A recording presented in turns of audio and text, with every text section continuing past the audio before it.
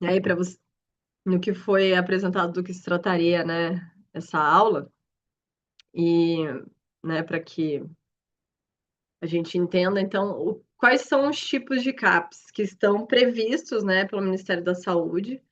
O texto que eu trouxe aqui, ele está atual ali, está no site do Ministério da Saúde. Então, quais são os tipos de CAPs previstos? CAPS 1 é o CAPS que atende a todas as faixas etárias e ele é ofertado em municípios ou regiões regiões, né, de saúde, distritos sanitários, especialmente em cidades menores, assim, né, que tem acima de 15 mil habitantes. Então, daí essa região está habilitada para que um CAPS 1 seja instalado, né? É um CAPS que, então, atende sofrimento psíquico intenso. Então, aqui de novo, né, observem as mudanças de terminologia, esse é um texto mais recente. Sofrimento psíquico intenso decorrente de problemas mentais graves e persistentes, incluindo o uso prejudicial de álcool e outras drogas. E também outras situações clínicas que impossibilitem estabelecer laços sociais e realizar projetos de vida. Então, vejam que aqui a gente já está falando de outra coisa que não é portador de transtorno mental, né? Mas que está tentando aí apontar é, a diversidade de apresentações do sofrimento, né? E vocês notem que o CAPS, então, ele é um serviço que se aplica especialmente, ele existe especialmente para assistir os sofrimentos que são tidos aí como graves e persistentes. Né? Então, o CAPS 1 é um serviço, né? Possivelmente temos pessoas aí que trabalham em CAPS 1, podem falar melhor que eu, se quiserem comentar aí no chat. É um serviço que é bastante desafiador, porque ele reúne demandas muito diversas de saúde, né, no mesmo local. E então ele precisa estar organizado para atender todas essas demandas. E como é que então ele produz essa organização né, para atender crises, é, envolvendo atender ali crianças, adolescentes, adultos. Então, é um serviço que traz esse desafio aí específico, né? E daí, então, o CAPS 2, né?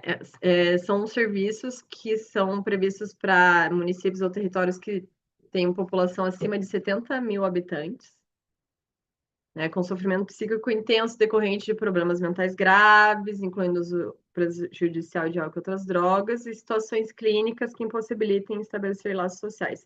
Isso aqui é importante, assim, né, porque existem casos de pessoas que têm uma situação clínica como diabetes, dor crônica, agravado, e que está produzindo, né, um sofrimento que não necessariamente se enquadra num diagnóstico médico, mas que né, tá produzindo um prejuízo importante nas suas trocas, nos seus laços e nos seus projetos, né? Aquele sofrimento que é físico também, né?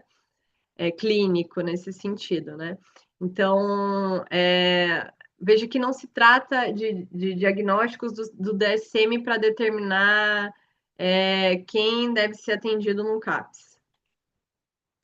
Então, outra tipologia de CAPS, que é o CAPS 3, né, que é um serviço bem importante, porque ele traz essa diferença, ele é ele é a oferta que pode cobrir o que os hospitais psiquiátricos, né, os manicômios, tinham, que é essa atenção contínua 24 horas.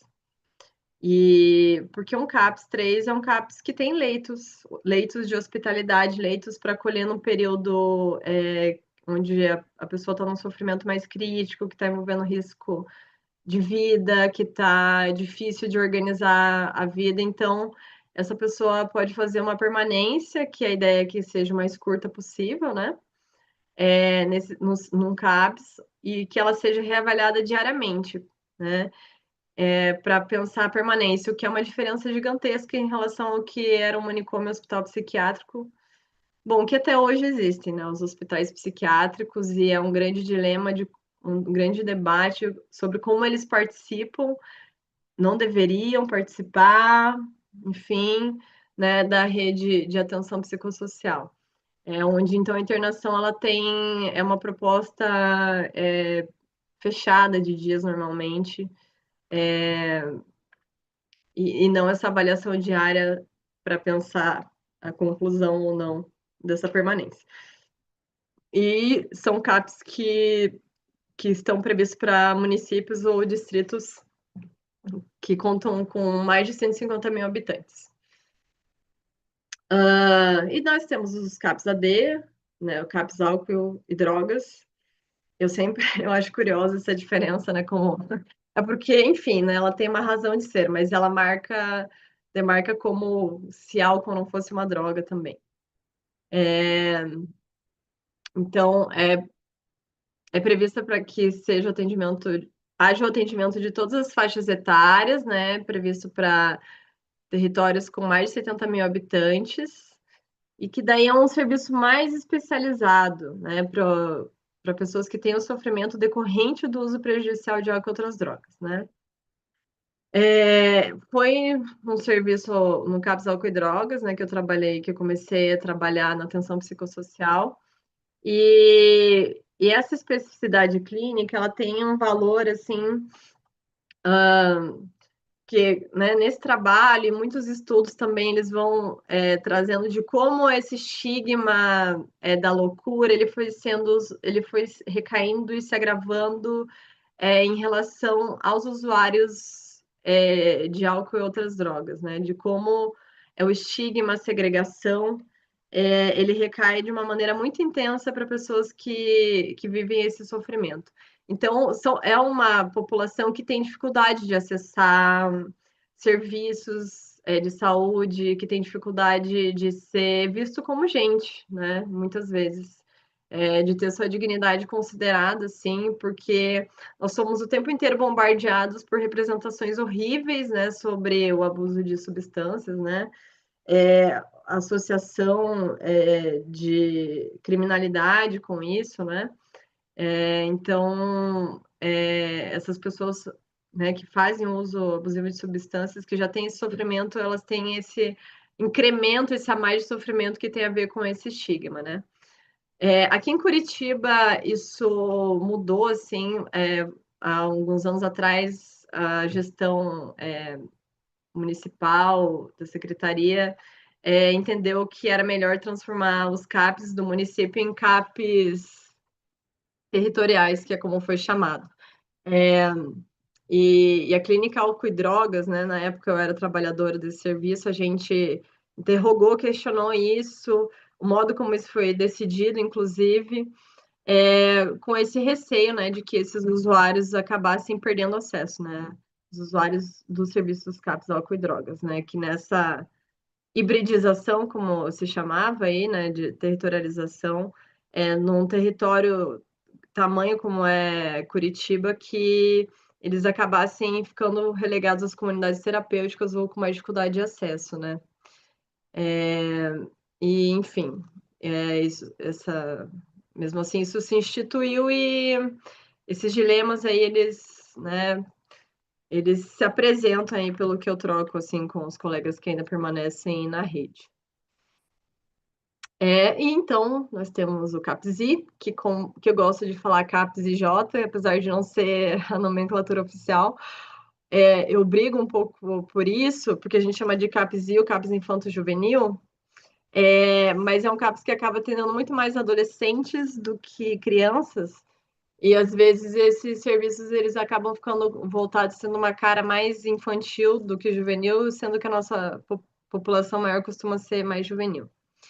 Então, atende crianças e adolescentes em territórios acima de 70 mil habitantes, e envolve daí as demandas de sofrimento psíquico intenso, que envolve o não uso de substâncias e situações clínicas.